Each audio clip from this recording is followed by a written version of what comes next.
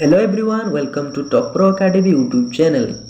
Today we are going to practice simple spoken English for beginners. Are you ready?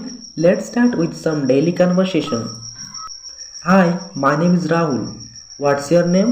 Hello, I am Priya. Nice to meet you, Rahul. Nice to meet you too. Where are you from? I am from Bhubaneswar. How about you? I am from Cuttack. Here we learn how to introduce ourselves and ask about someone's hometown. Good morning, how can I help you? Good morning, I need some apples. Sure, how many do you want? I want 1 kilogram, please. How much does it cost? It's 120 rupees per kilogram. Okay, I will take it. Did you notice how to ask for help and talk about quantities and prices? Practice this when you go shopping. Good morning everyone. Good morning ma'am. Yes sir. How are you all today? We are fine. Thank you, and you? I am fine too. Let's start our class. This is a polite way to greet and respond to your teacher or college you.